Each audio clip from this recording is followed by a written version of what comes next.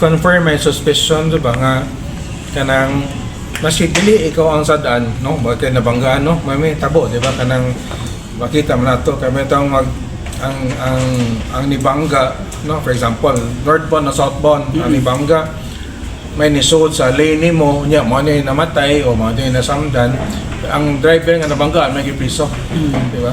Kay, karon na doon na ito ang polisiya din sa Philippine National Police, no? Traffic enforcement, na i-presume ko negligent, which I think is an unfair procedure because ang ito mo is that before ka mo-conduct, before nimo i-detain o arresto ang mga driver, nag-conduct sa investigation sa determine who was really at fault, whether there was actual negligence or whether he was reckless or not before i-detain. So, katong example lang dahil tabo sa barangay Camarones, Mandaue City, kung tanaon nimong report sa police, gidetain ang driver pending filing of charges. Pero wala kay determination kung whether the driver was actually reckless or negligent. So, makita na to sa video lang daan, ang katong driver sa motor, may nisod sa lane sa truck. Solid lane pa dyan, which is already a violation of our traffic laws, no? We're not trying to put any blame at all, but we're just trying to ensure na number one, there's fairness and justice, and of course the bottom line is that to ensure na everybody drives safely and responsibly. But di mo good malalim ang madating ka o mapriso ka, especially driver ka, ordinaryong driver, priso ka, mahitabo, Biyernes, pagawas ka, Lunes pa. So, pait kayo. So, mana nga, we perhaps request the Philippine National Police, no, to review this policy and perhaps even ask Congress. Kaya ang basis ko gi-mention ni Colonel Andaya was ang rules of criminal procedure determining probable cause. So, before you make a probable cause, you must conduct an investigation. Apparently, they haven't conducted an investigation yet, pero ni-presume na sila nga sadaan. So, how can you presume negligence before you conducted an investigation?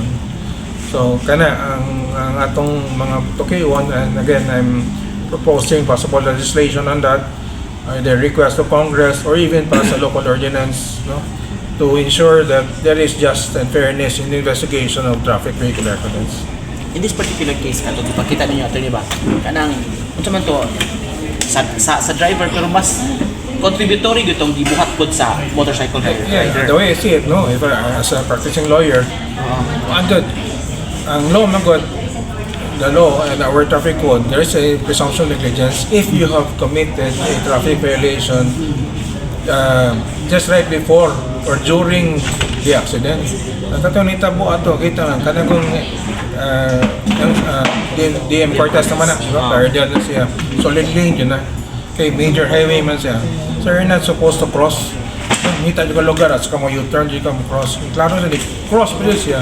Dito pa dyan, di parking, ato ba nga sa truck na di, naman na yung blind spot. Di ko na makita, di mo na auto, magklaro ni mo na yung blind spot. So, expectedly, pagkabante, ikaw dyan siya. Dapat ito i-detain po itong motor. Sakto ba ito ni, anak? Sakto no? Dapat i-detain sa itong motor, ideally. Supposedly, kay malagi, both are kung negligent, magandang duha, di silang duha ang i-detain, di ba? No? But again, we will just have to review, no? And ask for us a review of the standard operating procedure of the traffic enforcement unit sa Philippine National Police. Ang instructor will tell you nga, that the safe distance is always maintain one car from the vehicle ahead of you. Mo na ang safe distance. Hindi dyan nga mag-zikit. Paano na? Kanang tailgating. That's what you call tailgating. It's already a violation. If you're just so near the vehicle, that's tailgating. That's already a traffic violation. You can be cited for that. So, but of course, kaning sa nitabo ko sa traffic rin sa ato, sometimes why defensive driving, puro offensive driving. Muna may tabo, ina nang ma-discuss siya.